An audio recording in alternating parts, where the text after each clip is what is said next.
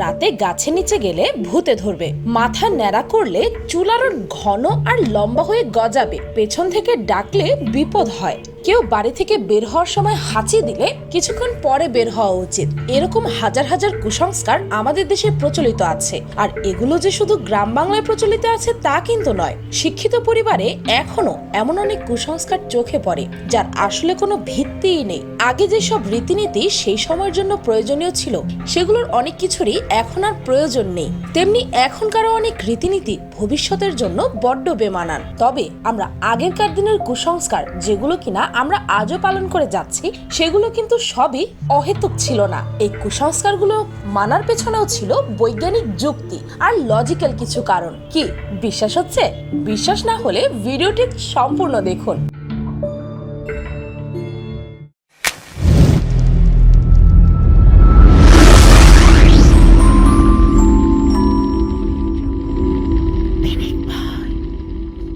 Number 1, রাতে অশ্বত্থ গাছের নিচে যাবেন না। কুসংস্কার প্রচলিত আছে রাতে অশ্বত্থ গাছের নিচে যাবে না, কারণ সেখানে ভূত থাকে। এখন আমার প্রশ্ন হচ্ছে, শুধু রাতেই কেন থাকে? কেননা রাতে আমাদের সাধারণত ভয় লাগে, আর ভয়ের কারণেই এই অন্ধবিশ্বাস তৈরি হয়। কিন্তু এর পেছনে সায়েন্টিফিক রিজন আছে।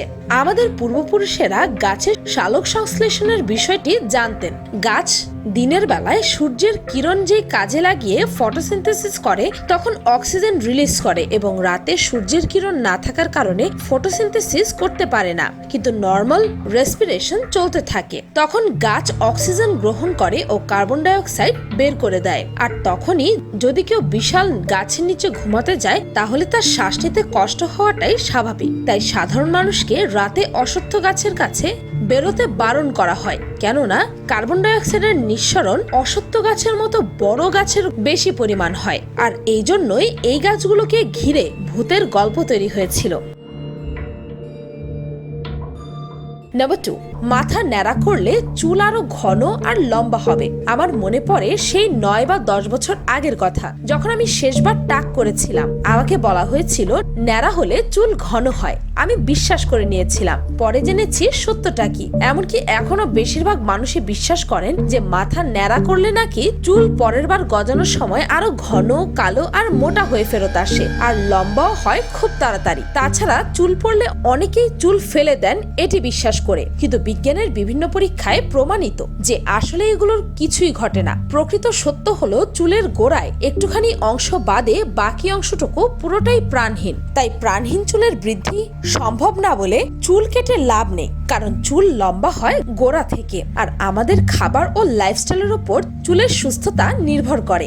আপনি যদি প্রোটিন সমৃদ্ধ পুষ্টিকর খাবার খান, পরিমাণ মতো পানি খান ও সুস্থ থাকেন, তবে আপনার চুল ও স্বাস্থ্য উজ্জ্বল থাকবে। এর সাথে চুল ন্যাড়া করার কোনো সম্পর্কই নেই। আর নতুন চুল গজানোর পরে সূর্যের আলো পড়ে তাকে কিছুদিনের জন্য ঘন, কালো বা মোটা দেখালেও বিভ্রান্তি ছাড়া তার কিছুই নয়। নাম্বার 3, বাচ্চাদের কপালের কোনায় কালো টিপ। শিশুদের কপালে কালো কাজলের নজর টিপ পরানো হয়। আমরা সবাই কম বেশি এমন শিশু দেখেছি যাদের কপালে কালো কাজলের নজর টিপ পরানো আছে, যাতে মানুষ বদনজর থেকে শিশুকে রক্ষা করে। কখনো কপালের কোনায়, কখনো কানের পেছনে, এমনকি কখনো তো পায়ের পাতার নিচেও। কখনো কি ভেবেছি এভাবে নিষ্পাপ শিশুর ওপর আমরা কুসংস্কার প্রয়োগ করছি? কালো টিপের কি কোনো ক্ষমতা আছে কোনো ক্ষতি থেকে বাঁচানোর? এর পিছনে একটি লজিক্যাল এক্সপ্লেনেশন দেওয়া আছে। আসলে যখন বাচ্চাদের কপালে এমন কালো টিকা লাগানো হয় তখন তাদের দেখতে অসুন্দর লাগে, যার কারণে তাদের দিকে কারো নজরও পড়ে না। কিন্তু এই ব্যাখ্যা আপনার কাছে তেমন শক্তপোক্ত মনে না হলেও একটা জিনিস এখান থেকে বোঝা যায়, সেটি হচ্ছে ভয়। অনেকেই এখন বিশ্বাস করে খারাপ নজর বলতে কিছুই নেই, কিন্তু তারা ভয়ের বশত এখনো এই কালা টিকা ব্যবহার করে। ভয়ের বশে মানুষ সব করতে পারে।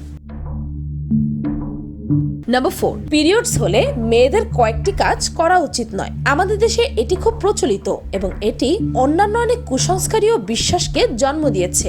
বহু আগে ঋতুস্রাবের সময় রান্নাঘর, মন্দির, মসজিদ এবং অন্যান্য ধর্মীয় জায়গাগুলোর ভেতরে মহিলাদের প্রবেশ করার অনুমতি ছিল না। তাদের কোনো বাড়ির দায়িত্ব পালনের অনুমতি নেই।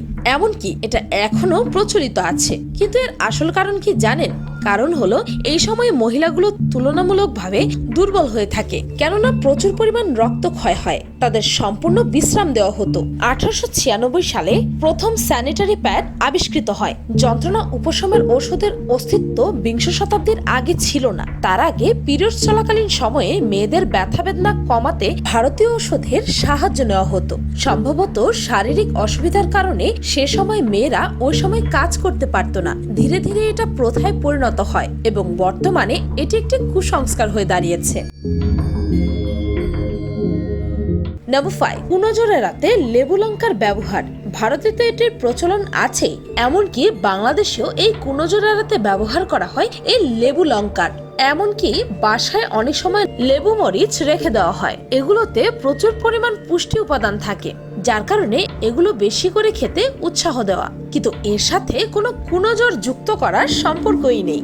আগে মানুষ এক জায়গা থেকে অন্য জায়গায় যেত পায়ে হেঁটে, আর তখন তারা সাথে লেবু ও মরিচও রাখতো, কেননা যখন তারা যাত্রাপথে পানির সাথে লেবু মিশিয়ে খেত তখন তাদের ডিহাইড্রেশন দূর হতো। তাছাড়া জঙ্গলের পথ দিয়ে যাবার সময় প্রায়ই তাদের সাপের কামড় খেতে হতো, আর তখন তারা মরিচ খেয়ে দেখতো সাপটির বিষ কি বিষাক্ত নাকি। মরিচের কামড়ে যদি তাদের ঝাল লাগতো তাহলে তারা বুঝতো যে সাপটি বিষাক্ত না, আর যদি ঝাল না লাগতো তাহলে তারা বুঝতো যে সেই সাপের বিষ বিষাক্ত। কেননা বিষাক্ত সাপ কামড় দিয়ে আমাদের নার্ভাস সিস্টেমে মরিচের ঝাল ফিল হতে দেয় না। সেটাই ধীরে ধীরে টোটকায় পরিণত হয়েছে। নাম্বার 6, পেছন থেকে ডাকা। আমরা প্রায় একটা কথা শুনে থাকি, কোনো কাজে বের হবার আগে কাউকে পেছন থেকে ডাকতে নেই। যাত্রা করার সময় কেউ পেছন থেকে ডাকলে নাকি সেই ব্যাপারটিকে অশুভ বলে মানা হয়, এতে নাকি যাত্রা ভঙ্গ হতে পারে। কেউ যাত্রাপথে পেছন থেকে ডাকলে নাকি বিপদও হয়। ভাবুন, আপনার পেছন থেকে কোনো গাড়ি এসে ধাক্কা দেবে, এমন অবস্থায় কেউ পেছন থেকে আপনাকে ডেকে সতর্ক করে দিল, সেটা কি বিপদে ফেললো নাকি উদ্ধার করলো? ভিত্তিহীন ও চরম অবৈজ্ঞানিক ধারণার মধ্যে এটি একটি। জেনে অবাক হতে হয়, আমি প্রচুর মানুষের মধ্যে এই ধরনের অন্ধবিশ্বাস দেখেছি। তবে এর পেছনের ব্যাখ্যা হলো, কেউ পেছন থেকে ডাকলে অন্যমনস্ক হয়ে যাওয়ার সম্ভাবনা থাকে, ফলে দুর্ঘটনা ঘটতে পারে। কিন্তু এটি যে কোনো অশুভ কার্য তা কিন্তু নয়। নাম্বার 7, অপয়া 13 সংখ্যাকে বলা হয় অপয়া বা আনলাকি। আমাদের উপমহাদেশ তো বটেই, পশ্চিমা বিশ্বেও রয়েছে 13 সংখ্যার প্রতি অজানা ভয়। 13 সংখ্যাটি নিয়ে কুসংস্কার রয়েছে পৃথিবীর প্রায় সব দেশে। 13 নিয়ে মানুষের ভয় এতটাই প্রবল যে এ নিয়ে তৈরি হয়েছে ফোবিয়া। এই ফোবিয়ার নাম ট্রিস্কাইডেকে ফোবিয়া। অনেক দেশের হোটেলে 13 সংখ্যার রুমটি থাকে না, লিফটে থাকে না 13 সংখ্যার বাটন। পৃথিবীতে এমন অনেকেই রয়েছে যারা এই 13 রুম নাম্বার বা 13তম ফ্লোর বা 13 সংক্রান্ত যে কোনো কিছুতে আতঙ্কিত হয়ে পড়েন। তাদের হার্টবিট দ্রুতগতির হয়ে যায়, নিঃশ্বাস নিতেও সমস্যা হয়। এই কুসংস্কারের একটি প্রাচীন উৎস রয়েছে। এই ভয়ের কেন্দ্রবিন্দু হিসেবে ধরা হয় দ্য কোড অফ হাম্বুরাবি গ্রন্থকে। বইটি ছিল 1754 খ্রিস্টপূর্বাব্দের। এই বইকে বলা হয় পৃথিবীর প্রথম লিখিত আইনের বই। মোট 12টি পাথরের টুকরোয় খোদাই করে লেখা রয়েছে 282টি আইনের সংকলন। কিন্তু বইটি আবিষ্কৃত হয় অনেক পরে। আবিষ্কারের পর দেখা যায় এই বইয়ের 13 নম্বর আইনটি নেই। কিন্তু কেন বাদ দেওয়া হয়েছিল বা কেন নেই সে সম্পর্কে বিস্তারিত তথ্য পাওয়া যায়নি। তবে যেহেতু এত প্রাচীন একটি বইয়ের 13 নম্বর আইন বাদ দেওয়া হয়েছে, তাই ধরে নেওয়া হয়েছিল যে এই সংখ্যাটি হয়তো অশুভ। সেই থেকেই 13 সংখ্যাকে অপয়া বলে রীতি চলে আসছে, কিন্তু এটি বৈজ্ঞানিক মতে সম্পূর্ণ ভিত্তিহীন। নাম্বার 8, বাড়ি থেকে বেরোনোর আগে দই মিষ্টি খাওয়া। প্রায় সবার বাসায় মা দাদিরা কোনো শুভ কাজ করতে যাওয়ার আগে মিষ্টি বা দই খাইয়ে দেয়। মিষ্টি না খাইয়ে যেন ছাড়েই না। তারা মনে করে কোনো শুভ কাজে যাবার আগে মিষ্টি খেলে কাজটি সফল হয়, আর এটিই হচ্ছে কুসংস্কার। আমাদের দেশ গ্রীষ্মমণ্ডলীয় দেশ হওয়ায় এখানে দই বেশি করে খাওয়া উচিত, কারণ এটা পাকস্থলীকে ঠান্ডা রাখে। কেউ কোনো গুরুত্বপূর্ণ কাজে বাড়ি থেকে বেরোনোর আগে মিষ্টি বা দইয়ে অল্প পরিমাণে চিনি মিশিয়ে খাওয়ানো হয়, যাতে চটজলদি শরীরের গ্লুকোজ তৈরি হয়, যা আমাদের কাজ করতে সারাদিনের এনার্জি যোগায়। আর এর জন্য আমরা ভালোভাবে কাজটি করতে পারি। আর কোনো কাজ সঠিকভাবে সম্পন্ন করতে পারলে তো সফলতা নিশ্চিত, তাই না? বাঙালির পক্ষে এই খাদ্য অপরিহার্য হওয়ার সঙ্গে সৌভাগ্যের ধারণা যুক্ত হয়ে গিয়েছে। তাছাড়া ভারতে পরীক্ষা বা অন্যান্য গুরুত্বপূর্ণ কাজে বেরোনোর সময় দই মিষ্টি খাওয়ানোর প্রথা এখনো আছে। তবে মনে রাখতে হবে, দইয়ের গুরুত্ব তার খাদ্য গুণে, অন্য কিছুতে নয়। নাম্বার 9, ভাঙা আয়নায় মুখ দেখা। ভাঙা আয়নায় মুখ দেখলে নাকি বাড়ির অমঙ্গল হয়, অসুস্থ হতে পারে পরিবারের প্রিয়জন। আয়নাকে ঘিরে লোকমুখে প্রচলিত আছে নানা কুসংস্কার। বিশেষ করে ভাঙা আয়নায় মুখ দেখা নাকি ভীষণ বিপজ্জনক। ভাঙা আয়নায় মুখ দেখলে নাকি ব্যক্তির আত্মা সেখানেই আটকে থাকে, আর কোনো কারণে যদি আয়না ভেঙে ফেলেন তাহলে নাকি বিপদ পিছু ছাড়বে না অন্তত 7 বছর। এসব কুসংস্কার শুরু হয়েছিল আজ থেকে হাজার হাজার বছর আগে, কিন্তু বর্তমানে গবেষকরা ভাঙা আয়না নিয়ে এই কুসংস্কারের কারণ অনুসন্ধান করেছেন। তারা মনে করছেন প্রাচীনকালে আয়না তৈরির প্রক্রিয়া ছিল সময় সাপেক্ষ ও কষ্টসাধ্য, সে কারণে আয়নার দামও ছিল অনেক বেশি। তাই আয়না যাতে সাবধানে ব্যবহার হয় সেই বিষয়টিকে নিশ্চিত করতেই হয়তো এমন সংস্কারের জন্ম দেওয়া হয়েছে। তাছাড়া ভাঙা আয়না বাড়িতে থাকলে যে কোনো সময় দুর্ঘটনাবশত হাত বা পা কেটে যাওয়ার আশঙ্কা থাকে। নাম্বার 10, রাতে বিশেষ কিছু হস্তান্তর না করা। শুনে অবাক হলেও এটাই সত্য যে প্রচুর এলাকায় রাতের বেলা কাউকে সুই সুতা, টাকা, চুন, হলুদ জাতীয় কিছু না দেওয়ার রেওয়াজ আছে। তাই গেঞ্জি ও গামছা ছিঁড়ে গেলে রাতে সেলাই করেন না অনেকে, কিন্তু এটি বহু আগে থেকে লোকমুখে চলে আসা কুসংস্কার। কারণ আগেকার দিনে বিদ্যুতের ব্যবস্থা ছিল না, সেই কারণে তা বাড়ির জন্য দুর্ভাগ্য ডেকে আনতে পারে বলে অনেকে বিশ্বাস করেন। কিন্তু আসল বিষয়টি কিন্তু একেবারেই আলাদা। অন্ধকারের মধ্যে কোনো কিছু লেনদেন করলে ভুল হওয়ার সম্ভাবনাই বেশি থাকে, আর সেলাই করতে যথেষ্ট আলোর প্রয়োজন হয়। তাই রাতের অন্ধকারে সেলাই করা বন্ধ রাখা হতো। সেই কারণে এই নিয়ম চালু ছিল, যা পরবর্তীকালে একটি কুসংস্কারে পরিণত হয়। নাম্বার 11, অন্ত্যেষ্টিক্রিয়ার পর স্নান করা। আমাদের মধ্যে অনেক ধর্মে এটি এখনো প্রচলিত আছে যে কারো অন্ত্যেষ্টিক্রিয়া থেকে এসে গোসল করতে হবে, আর অনেকে তো গোসল না করা পর্যন্ত ঘরের কোনো কিছু স্পর্শ করে না। তবে এই কুসংস্কারটির পেছনেও আছে মারাত্মক এক সায়েন্টিফিক রিজন। হেপাটাইটিস, গুটি বসন্ত এবং অন্যান্য কঠিন ও সংক্রামক অসুখের টিকা নেওয়ার সুযোগ আমাদের পূর্বপুরুষদের ছিল না। তাই তারা অন্ত্যেষ্টিক্রিয়ার পর কিছু প্রথা মেনে চলতেন, যাতে মৃতদেহ থেকে কোনো সংক্রমণ তাদের শরীরে না ছড়ায়। ধীরে ধীরে এই অনুশীলনের সঙ্গে বিদেহী আত্মার গল্প জুড়ে যায়। একটা সময় ছিল যখন সমাজে শিক্ষার হার কম ছিল, মানুষের জানার তেমন সুযোগ ছিল না। কেউ শিক্ষিত হলে সমাজের অন্য লোকেরা তার কাছ থেকে উপদেশ নিত। আস্তে আস্তে মানুষের সংখ্যা বাড়লো, মানুষের জানার আগ্রহ বাড়লো, কিন্তু মান পড়ে গেল শিক্ষার।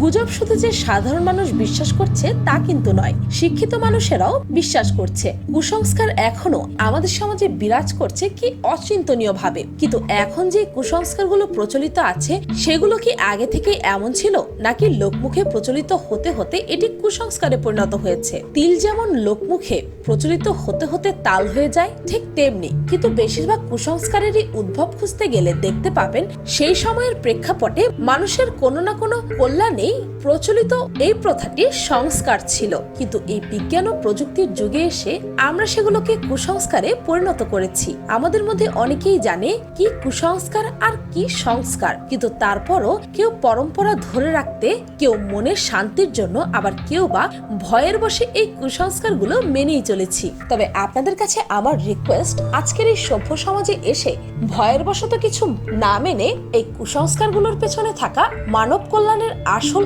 উৎসগুলো জেনে তারপর এগুলোকে পালন করুন। এই ভিডিওটির পার্ট 1 এর লিংক এই ভিডিওর ডেসক্রিপশনে পেয়ে যাবেন। ভিডিওটি ভালো লাগলে আপনার ফ্রেন্ডস এন্ড ফ্যামিলির সাথে বেশি বেশি করে শেয়ার করে তাদেরকেও এই প্রচলিত কুসংস্কারগুলোর পেছনে আসল ব্যাখ্যা জানিয়ে দিন। আর পিনিক পাই চ্যানেলটিকে সাবস্ক্রাইব করে বেল আইকনে অল নোটিফিকেশন অন করতে ভুলবেন না যেন। শুধুমাত্র এভাবে পিনিক পাইয়ের প্রতি ভিডিওর নোটিফিকেশন আপনার কাছে পৌঁছে যাবে। আজকের মতো পর্যন্তই, দেখা হচ্ছে পরের ভিডিওতে।